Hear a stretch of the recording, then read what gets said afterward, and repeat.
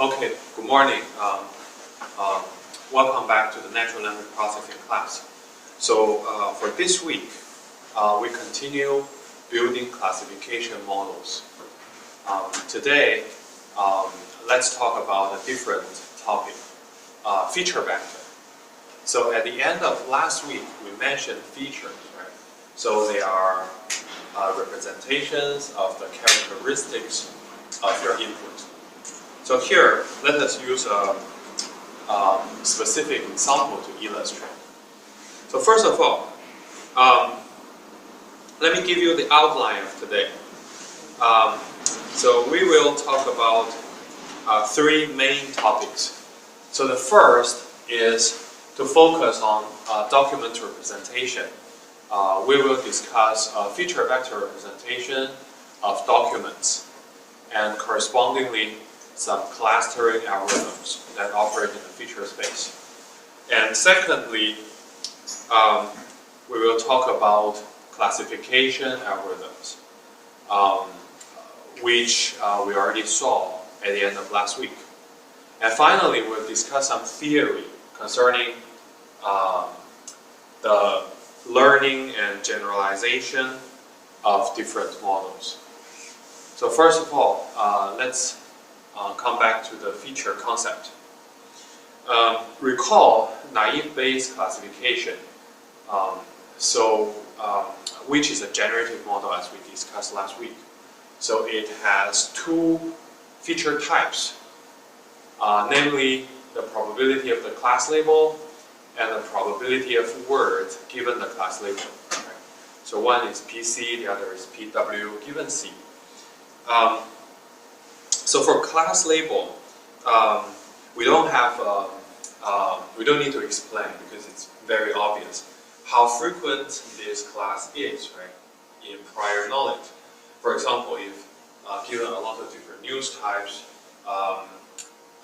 political news has the largest volume, then you will have a prior assumption that given any piece of news, it's most likely that you see political news. That's the use of PC. So what about PW given C? Suppose that you saw a document, right? And you look at a lot of words in the document. If you see the terms CEO and stock and loan a lot, then you have a guess that this document comes from the financial domain, because these terms are all very frequent in this domain as compared to the sports domain, etc. In contrast, if you see goal, club, fans, etc., then these words are more representative to the sports domain. So you know that the document is likely a sports news. Okay. So when looking at the words and the class label association, you can guess. You can have some information about what the type of the document is. So this means that every word can serve as a feature, right, to the meaning of the document behind. As you have a whole vocabulary, and each word in the vocabulary indicates some semantic feature of the document, we can think about representing the document by using words in the vocabulary. So this leads us to the concept of feature vectors. So if we put the words in the document, okay, as a long vector, okay, each element in the vector represents a certain vocabulary word, okay, and we result in a vector phi. So this phi, the length of this vector, is the size of the vocabulary, okay, and each element in the vector represents a particular vocabulary word. So the value of a certain element is the number of occurrences of this vocabulary word in the document. Okay? So if the word a occurs in the document 3 times, right? Then say the word is the first word in the vocabulary, then F1 in phi will have a value of 3, okay? Because this word occurs 3 times in the document. So you apply the counting of every word in the vocabulary according to the document, and you arrive at this vocabulary size vector. That's the feature vector to represent the document, right? And we can also have a parameter vector by putting all the PW given C's together as a vector. So we call this vector theta. And this theta depends on the class label C. So for sports, we have a theta sport, okay? By arranging every vocabulary word in the same order as your phi vector, okay? So if the first vocabulary word is up, then the first element in theta is the probability of a given sport, okay? And here we just listed a number of words as elements in this vector, okay? And what happens is, if you use theta dot product phi, okay, you end up with having the sum of log probability of every word in the document, right? So if a word occurs 3 times in the document, then the log probability as represented in theta will be multiplied by 3, okay, in the resulting number. Okay? So this is effectively saying if the word occurs 3 times in the document, then you add up its log probability 3 times in the result. Okay.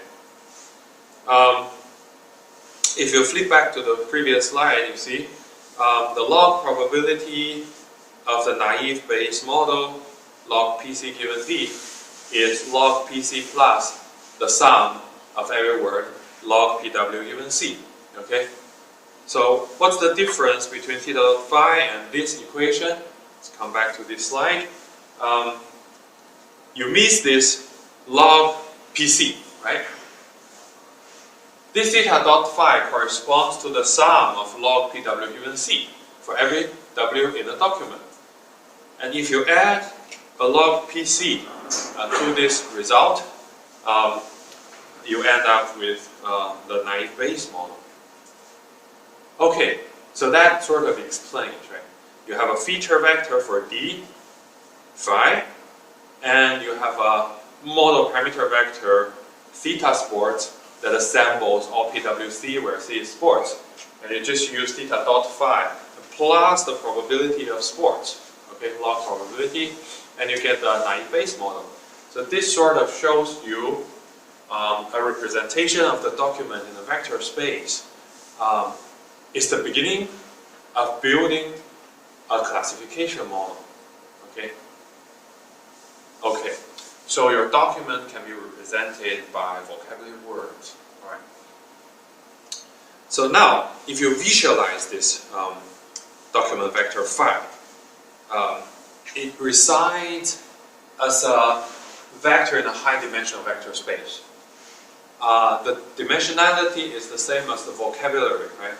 And each dimension represents the semantic meaning of a certain vocabulary word.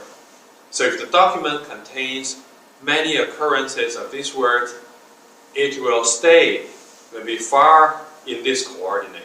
Okay? If the document contains another vocabulary word 0 times, then it will not reside on that scale. Okay? It will remain in the original point, in that scale. So the relative position of this document in the high-dimensional vector space will represent the semantic meaning of this document. Okay. All right. So feature vectors draws us the correlation between the document features and the high-dimensional vector space, so that you can visualize, right? Say if goal is 1 dimension, right? So if the document resides far in this dimension, it means that this document is like. So if you participate in high-dimensional space,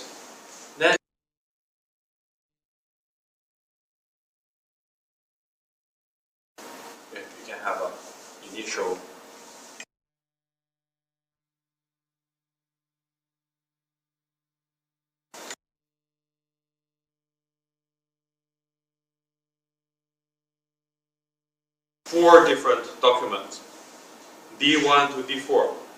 They are Tim bought a book. Tim is reading a book. Ah, I know Tim. I saw a boy reading a book, respectively. Okay? Then you can count the number of vocabulary words in the 4 documents and draw the vector representations of each document as shown in the table on the right. Okay? So, again, you list the vocabulary words, 1 in each row. Okay? Starting from a and ending with some like final maybe punctuation. And you fill this vector with 0 values and count values. So how many times does each vocabulary word occur in each document? For D1, occurs once. So you fill 1 to this element. But occurs 0 times, so you fill 0 to this element. And you arrive at the vector. This vector is D1. Similar for D2, similar for D3, but this word occurs once in D3, so the corresponding element is 1. Okay? So doesn't occur in D3, but occurs in D4 2 times. So you see the value of the first element in this column vector is 2. Okay? So we end up with 4 different vectors. Alright. So wherever they stay in the vector space will represent the meaning of the document. However, alright, so first of all, so this slide shows you a form of this count-based feature vector. So you can formalize this vector as V of D, a vector representation of D. Right? So the count-based vector can be formally defined in the last equation. So just count the numbers of each vocabulary word and you arrive at a vector of size V. Why do we need a vector representation? Because we can map linguistic structures into mathematical terms, after which exact computation can be made feasible, right? So after we map our document into vectors, we work in a vector space. We work in the math domain rather than the linguistic domain. That's the first step. We extract the feature to represent the document. And we can use the representation for further computation. That's the meaning. I said, however, in the previous slide, because if you look at the vectors, almost all documents have right? Have the word a. So in that dimension, some documents have a lot of us, other documents have fewer us, but this is not differentiating because every document will have a few such words. So how do we remove these uninformative dimensions? There are several techniques. So I discussed 2 to you. So the first is a more hard technique. By hard, I mean you use hard rules to filter those words. Okay? So you define a list of stop words. So by stop words, I mean those frequent words, but they don't have a lot of meaning, such as the determiners and the, and maybe some function words like prepositions, of, etc. But some prepositions, they do have meanings. Right? You define a list of those words, and then you just delete those from the vocabulary when you build a document vector. So those words are called stop words. Stop words. So after you remove the stop words, you end up with a shorter vector, but more indicative in every element. Okay, so this is a hard rule. So where do you get stop words? So a linguist can define them. Or you can look at the frequency of words and then you can filter. So, but anyway, you assume that you have a list of stop words. Okay. Another method, which is a little bit softer than the stop word method, is to sort of balance the frequency of every word. And the frequency of this word occurring in different documents. So to this end, we define term frequency, TF, as the number of times a word occurs in a document. In other words, it's a word count we just saw. Okay, so we call it TF. So TF of a W in a D is the number of times W occurs in a D document. Okay. But we want to remove words that frequently occur in every document, such as a. How do we do that? We can have another value called a DF. DF sort of refers to how many documents a word occurs in, okay, in your corpus. If the word occurs in almost every document, okay, you want to reduce the weight of this word. How do you do that? So you divide TF by DF of the word, right? The more document this word occurs in, the less important this word is. So essentially, you divide the count-based vector by using DF of each individual word. Okay. So how do you define TF and DF? So there are different ways to do that. Okay. TF can be the count, as we saw earlier, or TF can be as defined in the first equation here. So you just normalize, okay, normalize the count of the word in this document with the count of every word in the document. Right? So DF can also be defined as the number of documents that a word occurs in a corpus D. Right? This can also be normalized by the number of documents in D, the size of D. Depending on the final effect, you can tweak the definition, but the rough idea is to use the term frequency divided by the document frequency.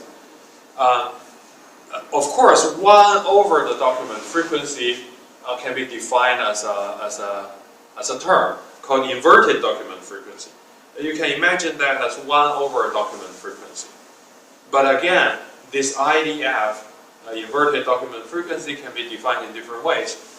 If you believe that the variation of the number is too large, and you can take the log. Okay, so sometimes you take the log of 1 over DF as IDF. Depends on the final effect. You can adjust this equation. So when you use TF over IDF, you don't have to delete the stop words because their weight will be reduced. If you look at the table on the right, so the original count-based vectors are shown in the columns A, but the TF IDF vectors are shown in the columns B. And you realize that when you use these new numbers, the weight of is reduced from 1 to less than 0.1. So they're reduced. But if you look at bot in D1, it's 0.4. It's still quite big. Okay. So so this means that TF and IDF can achieve the same effect, similar effect to the stop word list in reducing the weight of non-indicative words. Okay. So next, so let's make a summary. So all that we try to do, okay, is to define a feature vector to represent the document, okay, using each vocabulary word as a feature. And we saw several ways to do that. So one is to use count-based vectors. One is to delete this vector into a smaller vector by stop words, and one is to use TF over DF, or TF times IDF. But this whole process is called feature extraction. So we define different types of features in a long vector, and we extract a feature representation for the document for subsequent computation. Right. As I said, the feature vector is the beginning of subsequent computations, and we just saw that the naive Bayes model did classification by making use of such feature vectors. Right. So what other computations can we do? So let's move on to the next topic. So we can look at the feature space and look at the relative positions of every document in the space. Okay. As I mentioned earlier, different regions in a high-dimensional space represent different meanings. Right? So in order to compute the relative positions of vectors, we need to first define a measure of vector distance. How do we calculate how far vectors reside from each other? Okay, there are different commonly used techniques to calculate these distances. So one is Euclidean distance. So they measure like how far each vector is off another vector by taking the geometric measure, okay, geometric distance. The other is cosine distance. Cosine distance is angular measure. So they don't look at absolute values of two vectors, but look at how they differ in terms of the angle, okay, from origin as a cosine difference. So how do you calculate these two differences formally? They can both be calculated arithmetically. Let's just take a review. So the Euclidean distance is the sum of square, okay, of differences in every coordinate, okay, and taken square root. Cosine distance is more like you use the dot product divided by the norm of both vectors multiplied together. This is the cosine. Okay, so both can be calculated arithmetically. So both measures will be used later, subsequently in our course in NLP. For today, we look at the Euclidean distance more. Okay. So having this distance measure, we can do one thing. Okay, we can cluster different vectors, different documents into different groups, clustering. So I give you an example. So you have a high-dimensional vector space, and you have different documents residing on 4 different regions. If you take a look at these regions, right, you can see, oh, they form different clusters. Can you define an algorithm to split these documents into clusters? So this is called clustering. Right. Clustering is based on vector representation of documents. There are many different algorithms to this end. So I introduced one of the simplest to you, called k-means clustering. So this algorithm has a hyperparameter called k. So you have to first define how many clusters you want to separate the whole vector space into. Okay, and after you define this k, you can perform clustering. K-means clustering assumes that you have a cluster centroid, or the center, geometric center, for every cluster. And when you have that, you can cluster every vector in your space by putting it into the cluster of the nearest centroid. Okay. So if you do 3-means clustering, if you assume that you have 3 centroids, then you can enumerate every vector. You look at which centroid is the closest, and you classify that vector into that centroid, and then you can end your algorithm. But there's a problem, because you're only given the vectors, you're not given the centroid. Okay, so you don't know the centroid beforehand. So k-means, okay, takes an iterative approach. So you begin by randomly assigning k different vectors in your input as centroids. And then you iteratively assign vectors to centroid and then recalculate the centroid. Because you have an initial set of centroid, right?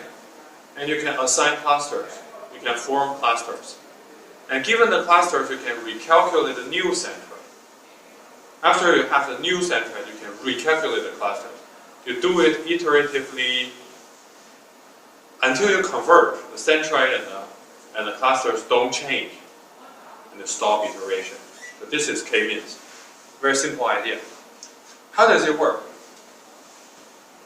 You won't know the theory behind k-means until week 6. Okay, I'll talk about the theory in the 6th chapter. But here we can have a brief illustration how that works. So I just randomly draw vectors.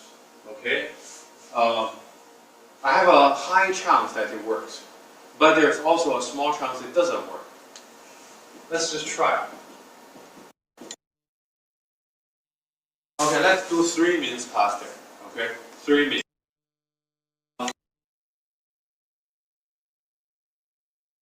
But we don't know how to choose the centroid. 3 random ones. Okay, let's suppose we chose these 3. Okay, how do we continue?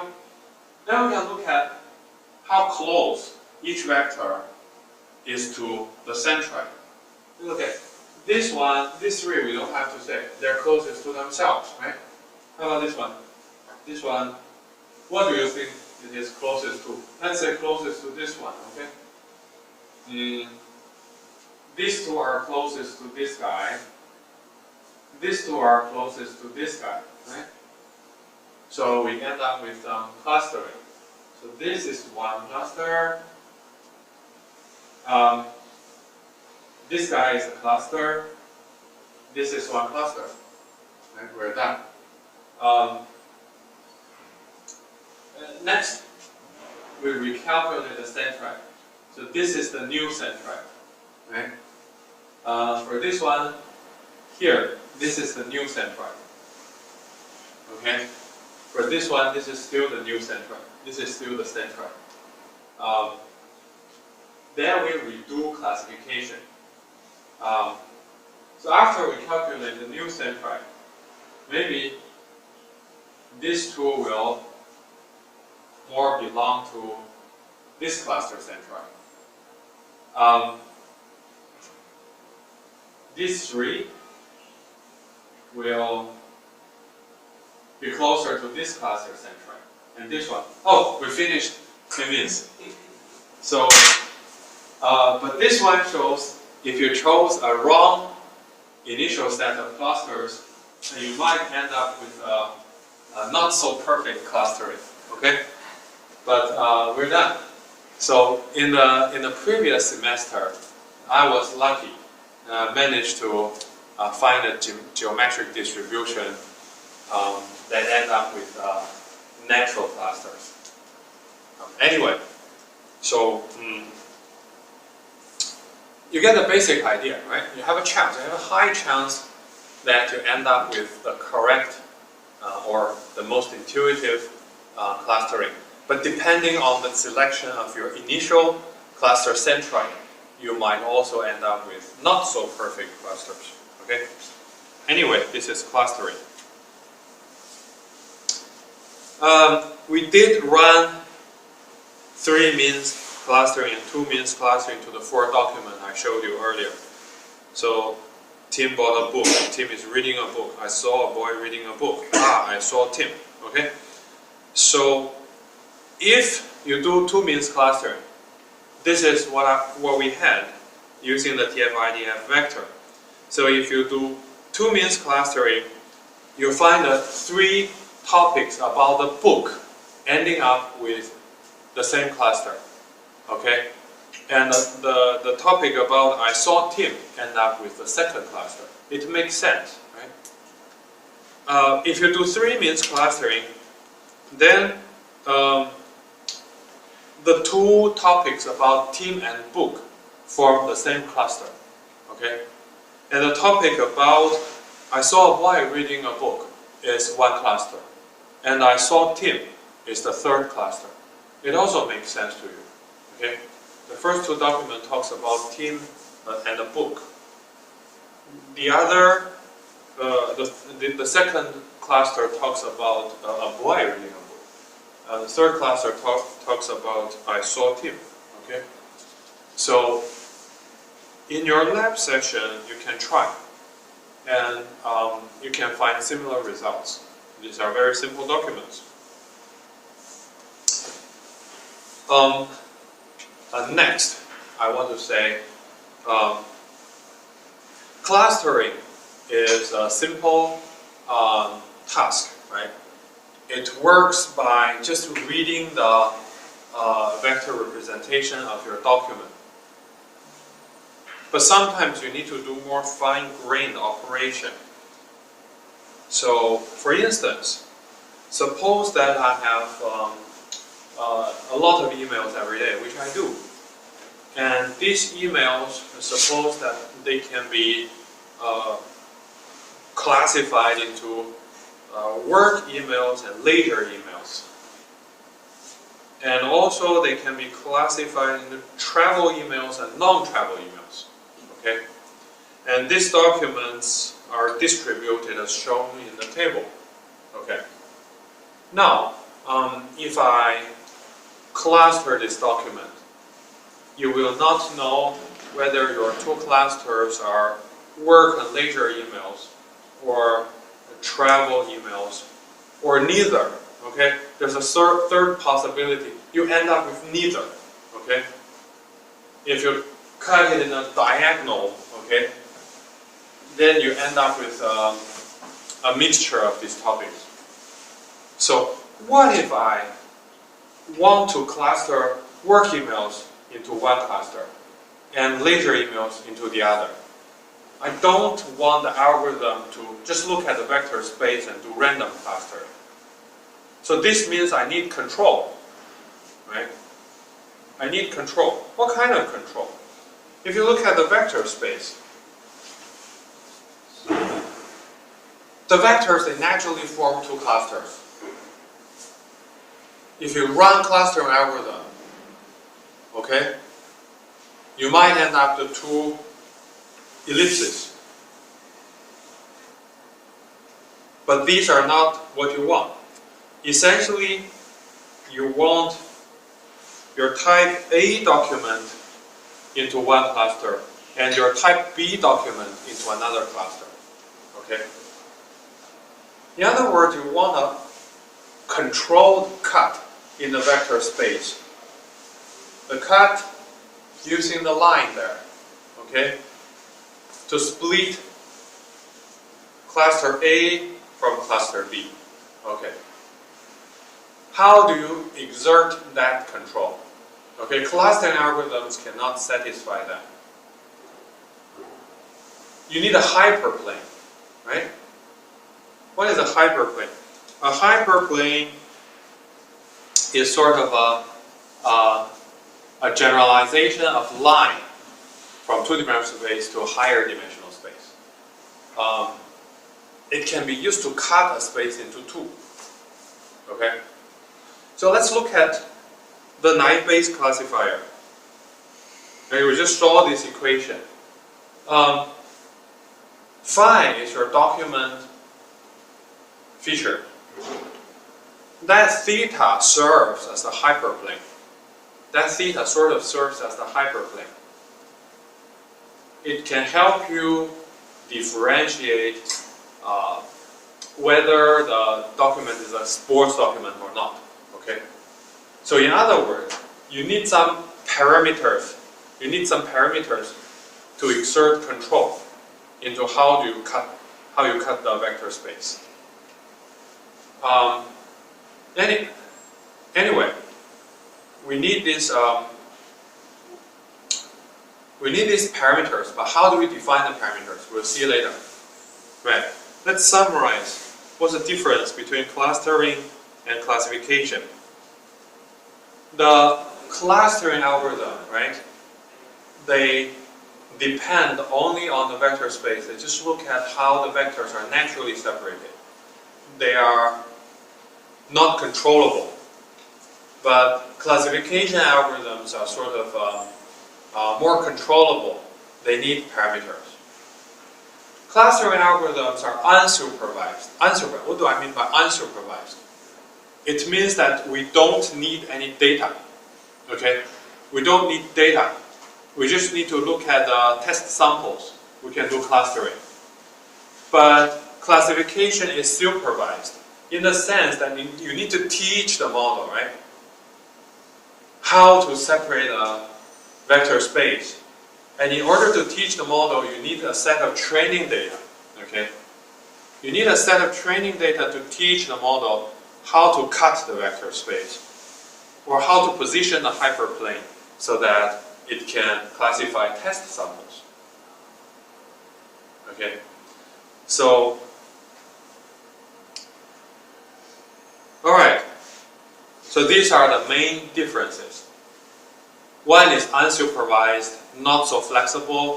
One is supervised, flexible, but you need parameters and training data. Right?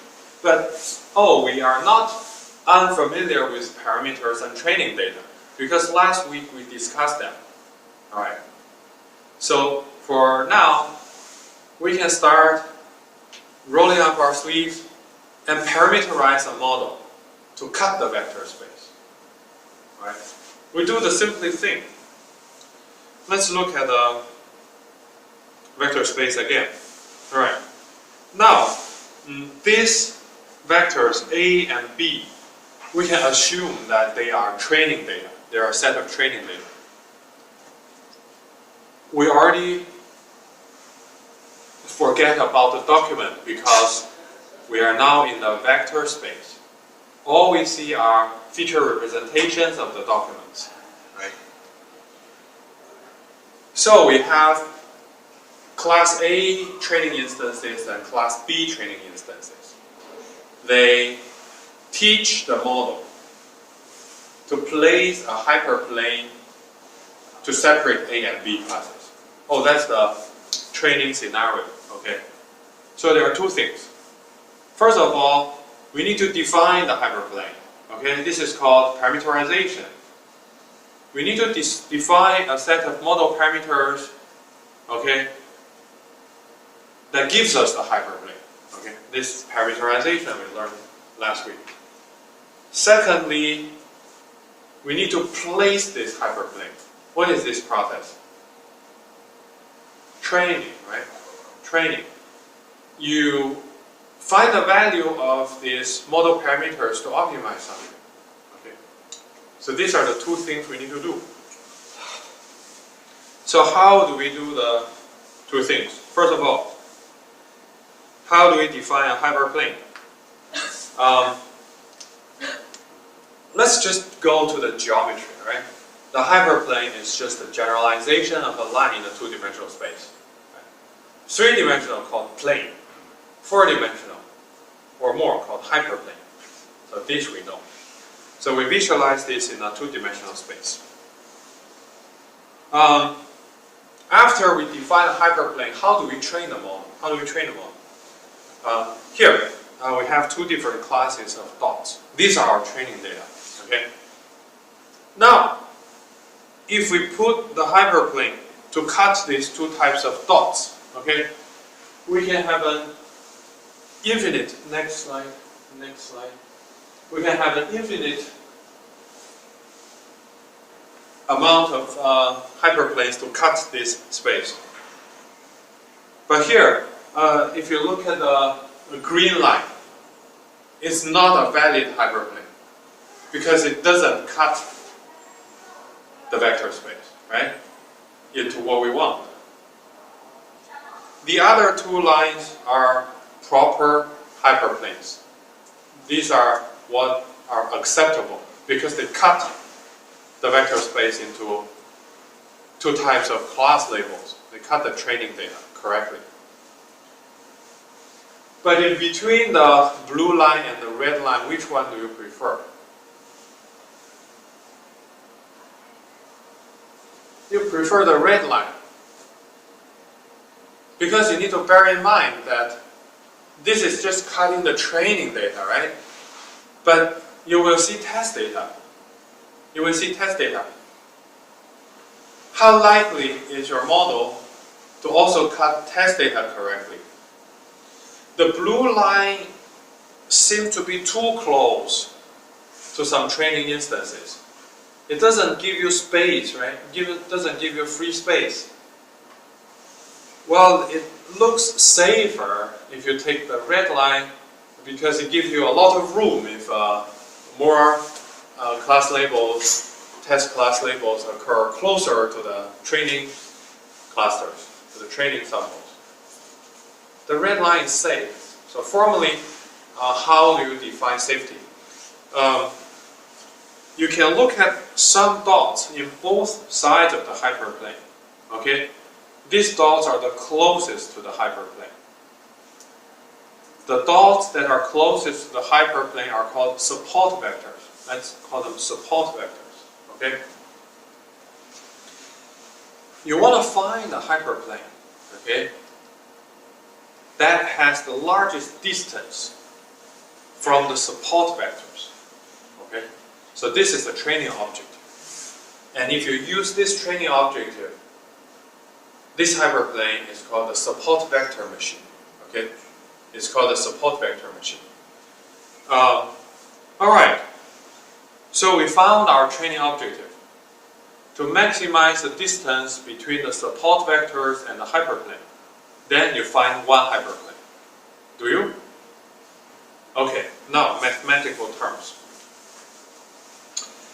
You know, you learned in your high school that a hyperplane is defined as WV plus V equals 0, right?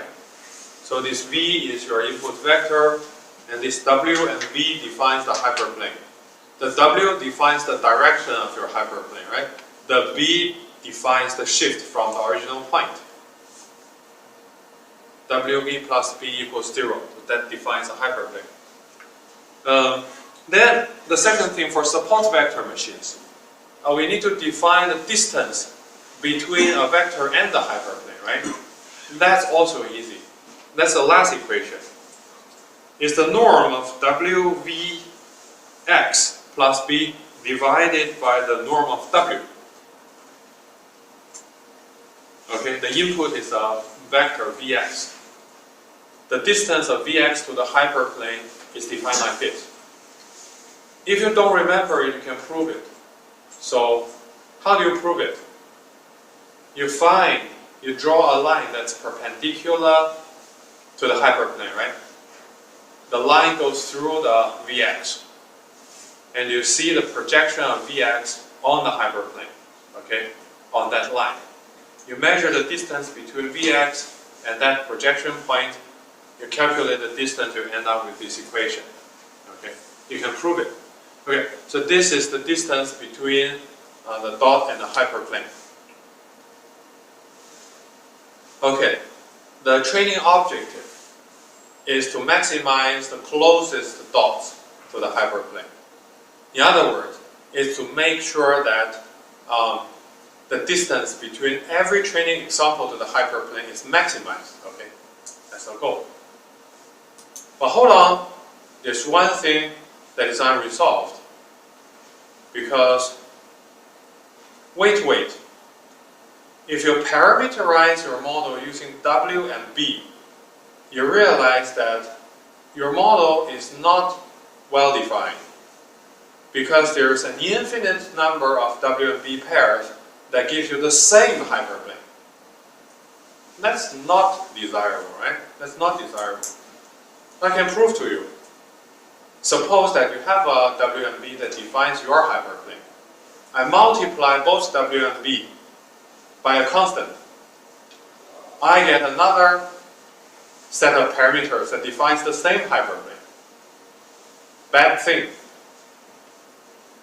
We need to parameterize the model so that a set of parameters is a projection, right, to a hyperplane. So how do we solve the problem? So we only need to fix the scale, right? Let's just fix the scale. Let's just make sure that W and B, they have a normal scale, a canonical scale. So how can we fix this? Well, there are different ways we can do that. But we want to find a way that makes the computation the easiest. How do we fix it to make the computation the easiest? Hold on. If you look at this distance, this is what you try to maximize, right? You want to make your training objective the simplest so that you can compute it, right? So that's the most natural thing to do. So how do you make this thing the simplest? Next slide. We just make sure that the numerator is 1. If we normalize W and B and make sure that the numerator is 1, we have the simplest training objective, right? Just 1 over W norm. Okay. So we just scale W and B so that WV times B, the norm of WV times B for the support vectors are equal to 1. Okay? We just define the hyperplane so that the closest vectors to the hyperplane satisfy Wx plus B equals to 1. Okay, that is how we define the hyperplane. Okay, we define the hyperplane according to our training data essentially, right? So we make sure. Now, given these constraints, we can further fix our training objective. Since the distance, okay, of support vectors to the hyperplane is 1 over W squared, right? The training objective is to make sure that the distance of every vector to the hyperplane is greater or equal to 1 over W squared. Alright? That gives us the model. That gives us the model. So the parameters are W and B. Okay? W's size is the same as the document vector size, and B is a scalar. The training objective is to maximize 1 over W norm. Okay? Because we want to maximize the distance between the vectors and the hyperplane. And this can also be translated into to minimize 1 over to minimize W norm, or to minimize a half of W norm. Why do we minimize a half of W norm? You can imagine the support vectors, right? On one side of the hyperplane, they are 1 over W norm to the hyperplane. The support vector on the other side of the hyperplane, they are also 1 over W norm to the hyperplane. So if you maximize the margin between the two different sets of support vectors, that's 2 over W norm. Okay? So you want to maximize this margin, 2 over W norm, as much as possible. When you do that, you're adjusting the location of the hyperplane, right? You're adjusting the location, orientation, and the bias to the hyperplane. You minimize a half of W norm squared, okay? Given what constraint? Given the constraint that for every training example above the hyperplane, okay? So WV times B should be more than positive 1. For every dot below the hyperplane, so Wx plus B should be lower than minus 1. Why do you have to say that? Because this constraint guarantees that your hyperplane separates the two sets of training samples. If you don't satisfy this constraint, you end up with a green line. You can end up with a green line as shown earlier, right? So this constraint allows your hyperplane to separate the two types of training data, right? And the minimization of a half W norm allows you to choose the position of your hyperplane so that you best separate the two sets of training data. Alright. So that's the training objective, as shown in the last slide. Alright, so this is a constrained optimization problem, which we did not quite see in the previous week, right? In the previous week, all the optimization problems had a closed form solution. But for this week, this first training objective is a constrained maximization problem. Okay? How do you optimize it? Of course, you can use the Lagrangian method, right? But we leave it. I will not show you how to optimize this model or how to train this model until next week. You will see the training algorithm next week. But for this week, we only defined the parameterization and the training objective function. Right? So, what about the test scenarios? You're given a model. Suppose that you have trained the model. And you're given a new data, a new document. You extract the feature v of d or v of x. Okay. You just look at the feature vector. Does it reside on one side of the hyperplane or the other? For the convenience of illustration, let us call all the vectors above the hyperplane, or wv plus b greater than 0, as positive samples. And all the vectors that are below the hyperplane, negative samples. Okay? Two-way classification, sentiment classification, positive or negative sentiment, spam email detection, spam email or not spam email. But for convenience, we just call one class positive class, the other class negative class, right? Given a test document, we extract the feature Vx. We just look at whether Vx, Wv plus b is greater than 0 or not. If it is greater to 0, it's a positive example, positive class. We assign positive label. Otherwise, we assign negative label. So this is how we use the model for test cases. Okay, so this is support vector machine. So next, let's look at another classification algorithm. So the parameterization is exactly the same as the support vector machine. Okay, but the algorithm runs not by defining a training objective. Oh, we are so used to defining a training objective. We learned maximum likelihood estimation, right? MLE training objective. We learned SVM, a large margin training objective. Okay, we learned two types of training objectives now. But this algorithm, called the perceptron, doesn't give you a training objective, but similar to k-means, it gives you an algorithm. Okay, what does the algorithm do? Let's look at the pseudocode. We have a set of training data, okay, similar to SVM. Some are positive class, some are negative class. We just randomly initialize the model, or initialize the model as all zeros, W and B, set to all zeros. And we use the current model, okay, to go over the training instances multiple rounds, multiple rounds. When we are at each training example, we use the current model to classify this example, okay? If the classification is correct, then we don't do anything. We pass on to the next training example. If the classification is incorrect, okay, our model gives a wrong answer. What do? If the current training example is a positive example, we add the feature vector of this example to our parameter vector.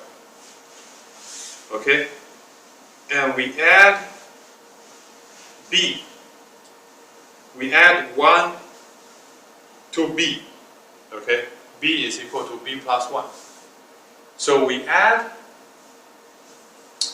V of x to W, and we add 1 to B. So this is what we do. If the current training example is a negative example, what we do? We subtract V of x from W, and we subtract 1 from B. Okay? And repeat the same process over all the training examples for multiple rounds, and we finish. The final W and B are the model parameters. So the pseudocode can also be shown in this slide. Okay? So we iterate over the training examples for T iterations. So for each goal sample x and y, xi and yi, we look at the model classification result zi.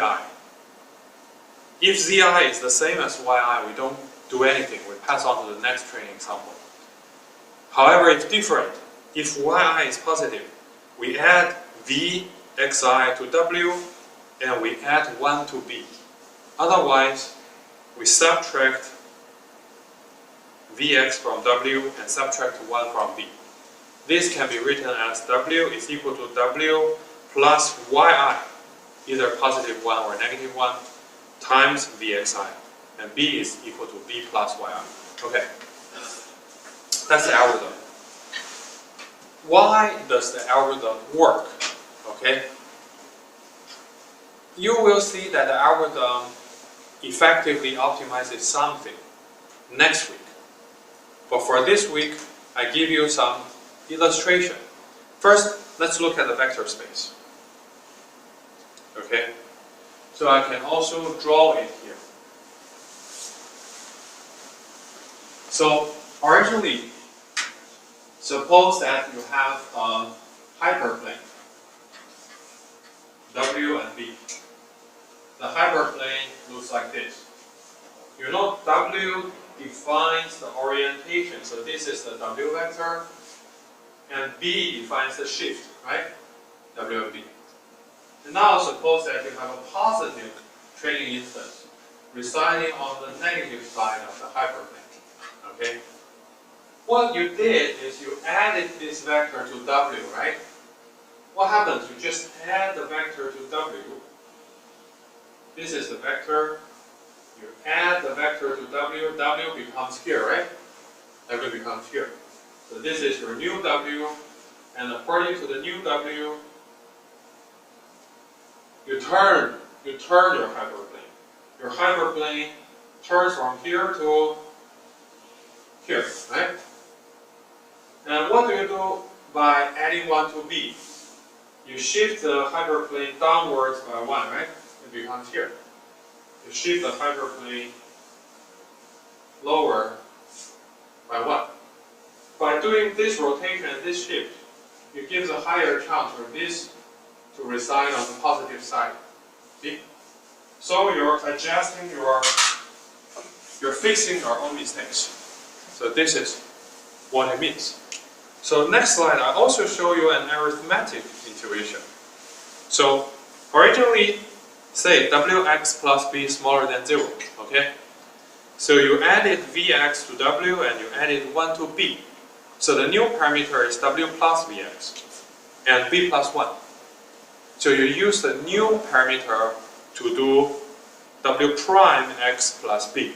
What happens is that this number becomes the old number wx plus b plus vx squared and plus 1. Okay? You see the difference between the new score and the old score. The new score is larger than the old score by vx squared plus 1. And this is for sure a positive number, which makes it more likely that the new wx plus b is greater than 0. Okay? So you give a positive training instance a higher chance to be classified as positive. Okay? So you can also try to prove it yourself offline. So this is the arithmetic proof. Alright. So now, let's summarize. We learned a classification method by parameterizing the model as a hyperplane in the high-dimensional vector space. And we learned two ways to train the model parameters. One is called support vector machine, right? We define a training object. The other is called a perceptron. We just did an iterative algorithm, okay? Both can do classification. All right. But the perceptron is called an online learning algorithm because it goes through your training samples one by one. SVM, by definition, can be a batch learning algorithm because you train the model by using a batch level or a global training objective. Okay?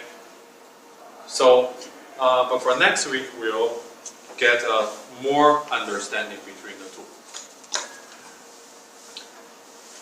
However, that's not the end of today, because we only learned how to do binary classification, positive or negative. But if you look at naive Bayes, it can do multi-class classification, right? K-means can also cluster multi-classes. That's different. That's different. SVM and perceptron, they're binary classification algorithms. How do we do multi-class classification using our same parameterization?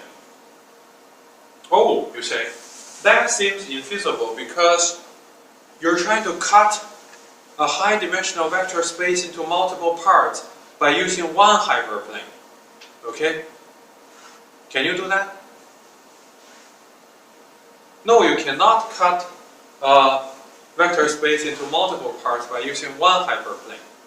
But I tell you, you can use one hyperplane to do multi-class classification. Unfortunately, I don't have time to make you think about it, but I will review the answer. The magic is this.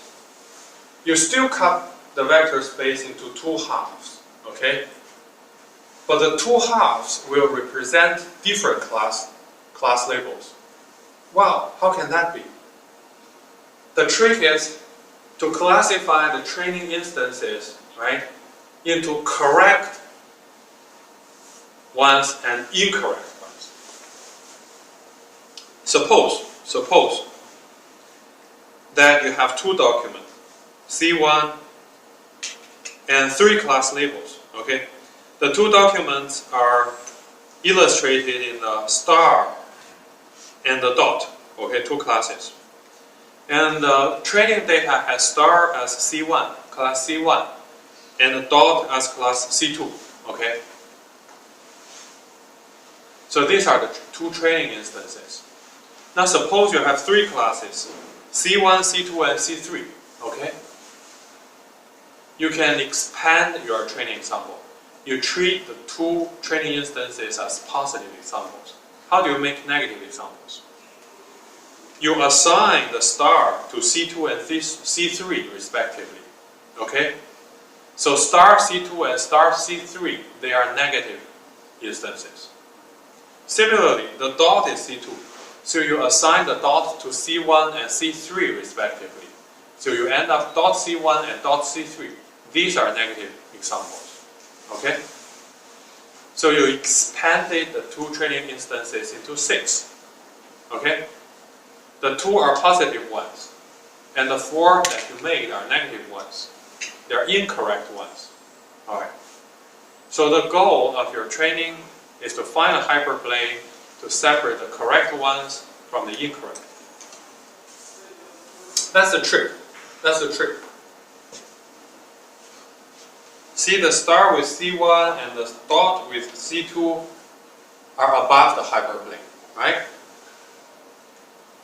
And the star with C2, C3 and dot with C1, C3, they are underneath. You only need to find the hyperplane to separate correct and incorrect labels. And you say, wow, so if we're given a new test sample, a square, how do we do the classification? Well, you can try to assign C1, C2, and C3 to the square, right? And see which one is above the hyperplane. The one above the hyperplane will be the correct class label. That's intuition. What does that mean? It means that your feature representation must contain both the input document and the class label now, right?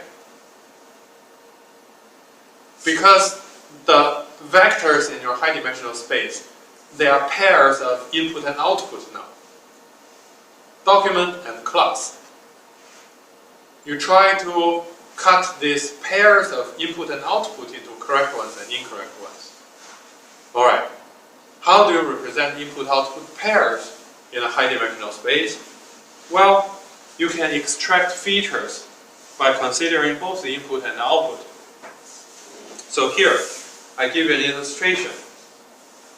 So we extend v of x into v of x and c. Okay, the original v of d is w1, w2 until wn. This is what we saw. Okay. So now you combine this vector with all three different class labels, not three. Without losing generality, let's see capital C class labels. So you combine every document feature with C1, you end up with one row, okay? W1, C1, W2, C1, W3, C1, okay? You combine everything with C2, W1, C2, W2, C2, WC, C2.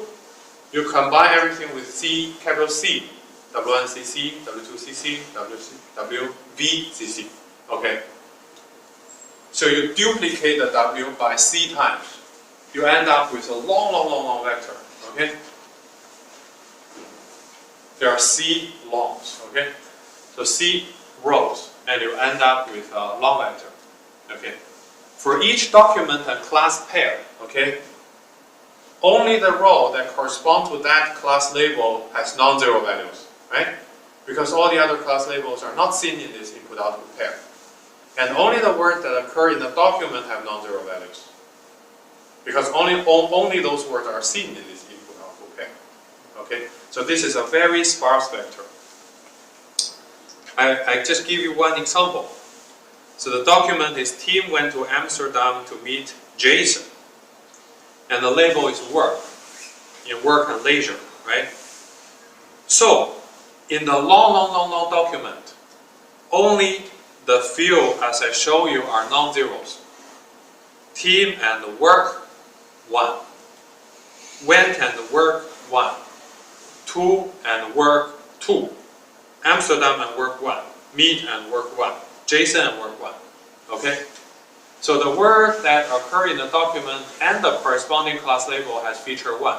All the other class labels and all the other words, 0. So that's a sparse feature vector.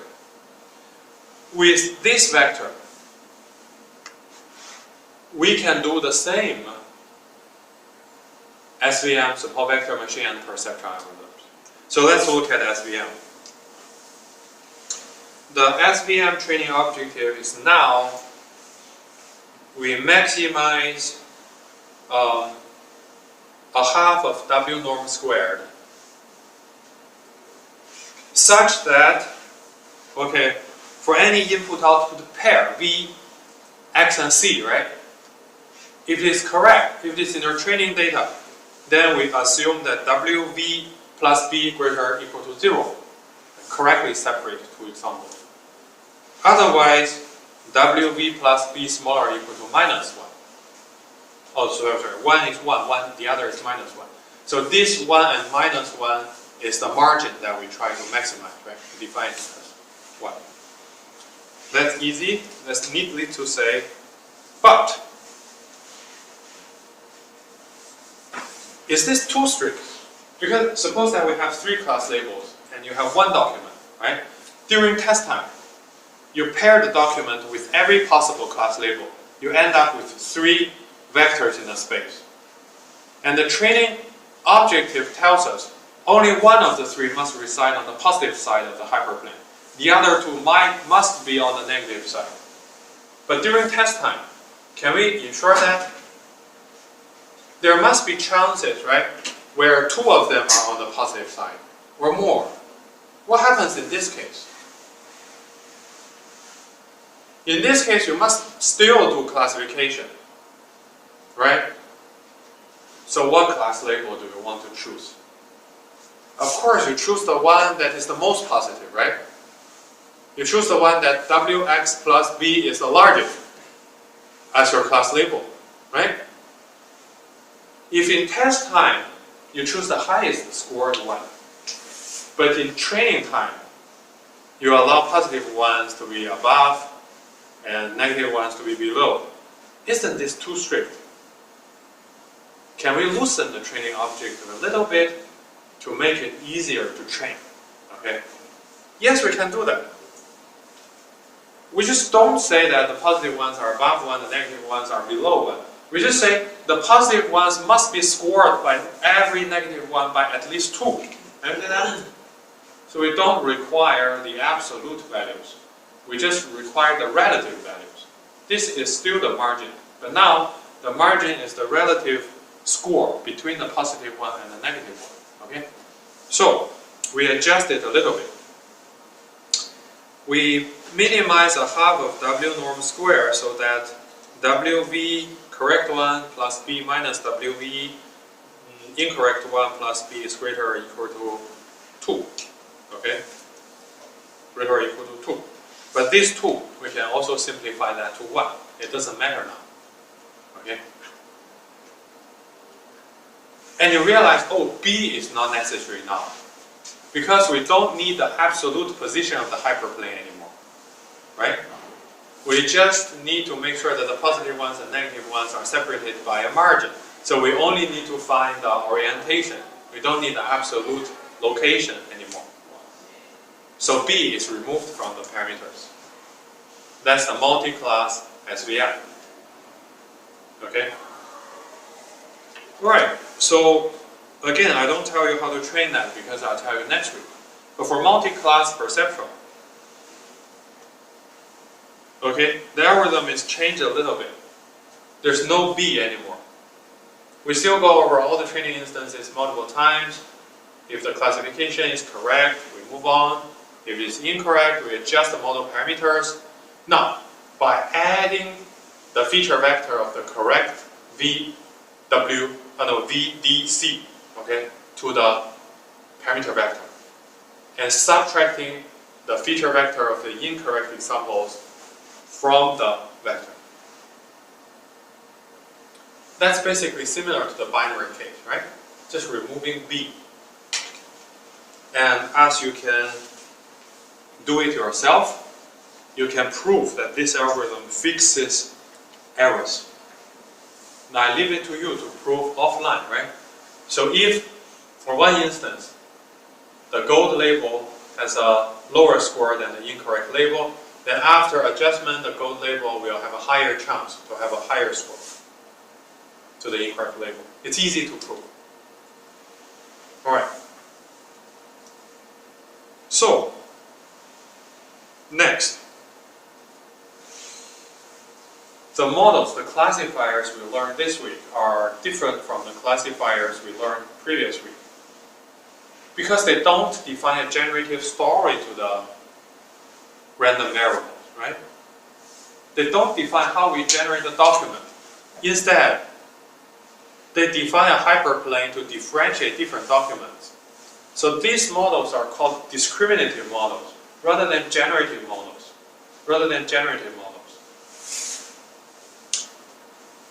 So, naive Bayes classifier is a generative model. SVMs and perceptrons are discriminative models. They are different in principle, but naive Bayes classifier is also a linear model in the sense that it also calculates scores for different class labels by using theta dot phi, okay? Similar to W dot V.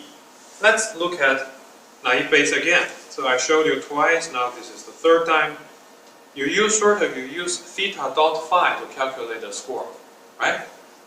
For every class label. This is similar to W dot V for perceptron. So there must be some underlying connection between SVM, perceptron, and naive Bayes. What is this connection? So now, if you look at that, next slide, if you add 1 to the feature vector, okay, the other unvocated word count, but you add 1 to the feature vector, and you add the log of probability p sport to your parameter vector. Now the whole naive Bayes model calculates the log probability of PDC using theta dot phi. Wow, this is very, very similar in form to perceptron now, right? Perceptron is VWC dot theta, and naive Bayes is theta dot phi. But there is still some differences. There's still some differences. What's the difference? The difference is that the naive Bayes uses the feature vector phi d, right? Dot product the class label theta. You see, it's a phi d dot product theta sports to get the class label probability. But the perceptron does the reverse. It extracts phi dc, VDC, right? Dot product the long theta to get a score of D and C. Okay? So,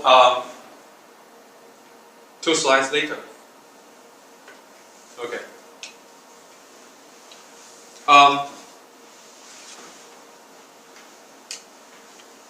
Let me spend a few minutes, okay, to show you how this theta C times phi D is equivalent to theta times phi DC. Phi D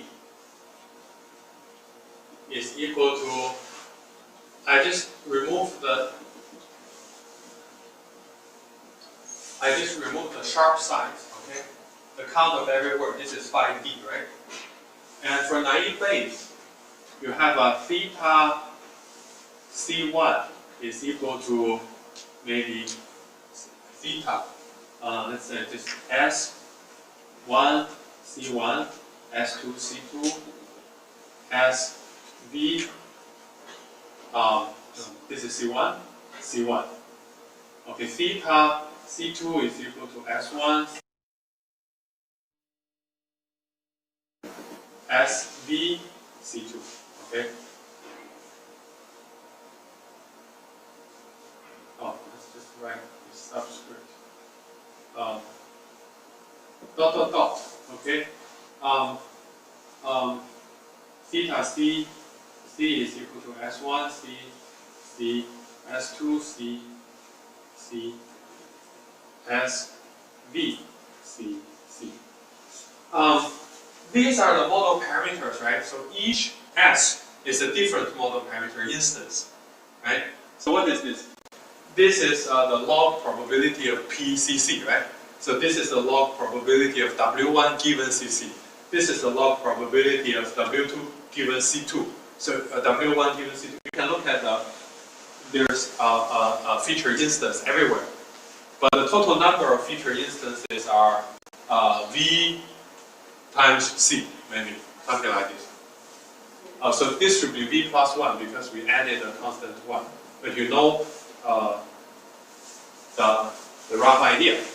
Alright, so when you try to calculate the score P, C given D, what do? You just use the corresponding theta C times the phi D. That's how your naive Bayes model works, right? Now, perceptron, what does perceptron do? Perceptron does phi D and C equals W1 C1, W2 C1, dot dot dot, okay? WB C1 and W1 C2, W2 C2, dot dot dot, WB C2, okay? Until W1 CC, W2 CC, WB CC. So this is the input-output vector, which I just showed you, right? I duplicated C times. So this is the long feature vector. And you have one long model parameter vector W, right? So this hyperplane, that hyperplane. How many elements are in the hyperplane? The same as this one, right? Still, this one. Oh, but you say you don't have a prior probability, the log probability there. But it's very easy if we can add one element, just called C1, C2, C here to every row. What does this element do? If the document is assigned class label C1, this is 1. Otherwise 0, right? So it's the same as everything else. If the document is assigned class C2, then only this is 1, the rest are 0. So this is the same as every feature. Right? So now, if you look at the number of parameters, okay, naive Bayes is the same as perceptron. Okay. Now, if your document is paired with one class label, then only the row that correspond to this class label have non-zero values. So essentially, only the row in your theta that corresponds to this row are used. So the effect is exactly the same as just you take the corresponding theta c there and multiply by this one, right? The same, because only in that row the c's are ones. All right. So in this way, the only difference between your naive Bayes classifier and your perceptron SVM are how they're trained. Your naive Bayes classifier is trained using MLE. Your perceptron and SVM are trained using different training objectives. Okay? But there's one more difference. I just added, next slide, I just added a feature. To this vector, right? And the high dimensional space changed to a higher dimensional space. I'm free to add more features to these vectors. So one example is bigram features. So if you look at the word world and the word cup, you don't see anything. But if you look at the bigram World Cup, you see this is sports, right? So you can extend your feature vector in your perceptron algorithm by adding bigram features to the representation. So now VD becomes longer with all possible bigrams. And correspondingly, if you attach a different class label to every row, you extract VDC, and this long vector will have bigram features as well. Okay? And you end up with a very long feature vector. However, bigram features and unigram features, they overlap with each other, which means a generative story cannot generate both bigram features and unigram features. Okay? They overlap with each other. This means that your naive Bayes model is not flexible in changing your feature vector. Its feature vector can only be phi d, okay? Cannot have bigram features. But your discriminative models can easily have overlapping features. You just define a lot of feature templates, feature types. So this shows you the advantage of perceptron and SVM as compared to naive Bayes. And these models are also more accurate empirically in many test sets. But that doesn't mean that naive Bayes doesn't have advantages. At least two I can think about. One is that the score is a probability. You can interpret the score. The second is that you have a generative story. You can interpret the model as well. Okay? So generative models have better interpretability, and discriminative models have much flexible feature definition. Much more flexible feature definition. Okay. So, next we can unify both generative models and discriminative models into one form. They are all linear models. They all use linear functions to score different class labels. So score of input-output pair is equal to theta dot product phi of input-output pair. So from now onwards, all throughout this term, I will use phi to define feature vectors and use theta to define model parameters. Okay? That returns to week 2, right, where we use theta to define model parameters. So let me give you one more remark. So when we train the model, we define a hyperplane, right, to separate different kinds of training samples. We must assume that the training samples are separable, linearly separable, which means that they can be separated by a hyperplane. But whether your feature space is linearly separable depends on how you define the features, right? If your features are too simple, your high dimensional space, the dimensionality is too low, there is no hyperplane that can separate your training examples, right? If you define more features, essentially you raise the dimensionality. There's higher chance for a hyperplane to separate your training samples. So, your features, how you define the features, decides the separability of your training data, okay? And defines how your model can fit your training data, which means the performance of your model on your training data. This is called separability, okay? But if you define very, very complex features, features that completely represent the whole input instances, then your model cannot generalize, right? So which means your training data separability doesn't always represent your generalization. If a model does very well on your training data, but not well on your test data, we call that this model overfits your training data. Overfits your training data. Okay? So, by saying this, I want to remind you that when you try to tune your features, try to tune your models, sometimes the performance on the training data doesn't mean the performance on your unseen test data. You need to consider avoiding overfitting, okay? You need to consider generalization. Okay, so this is one thing. There is also one last thing. So, if you consider generalization, you don't want your training data to be that separable. You don't want your model to overfit. Then, you will sometimes encounter such cases that a linear hyperplane cannot separate your training data. Okay?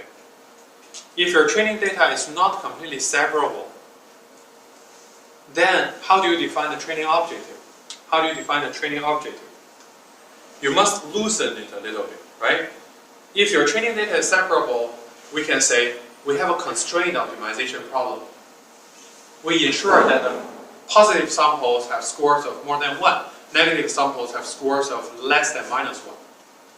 But if your training data is not separable, we cannot make this hard constraint. Okay?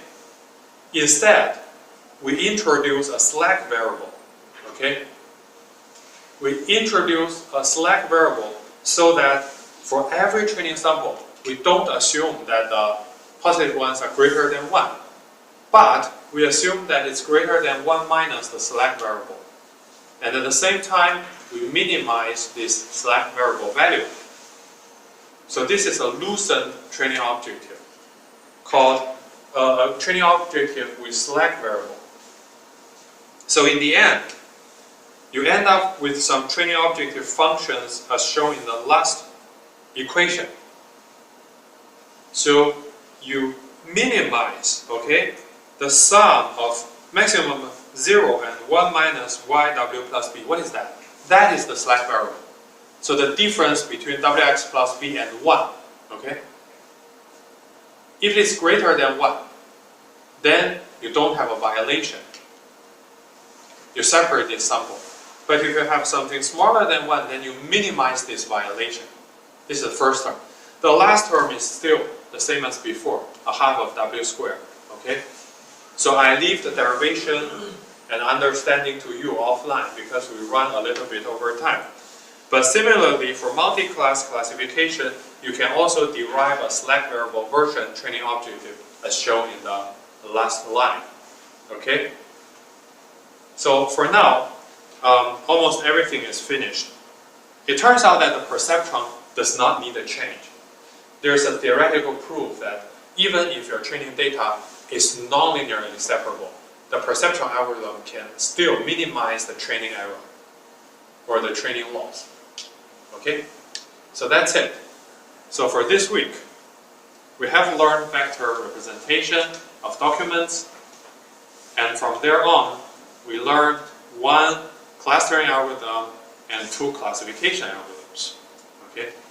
I leave you to read more offline. So next week, we will move on and continue our journey on linear classification. Okay, see you next week.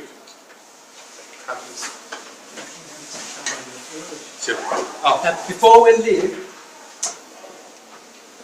there's some logistics I want to repeat. First, this is our textbook, our supporting materials. The textbook you can find in our school library. You can borrow it. If it's not enough, you can order more copies. Okay?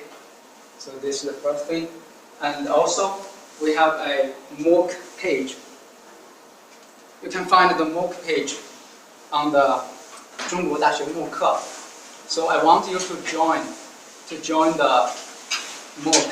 And there will be quizzes on the MOOC pages. So I think you should join it. Okay?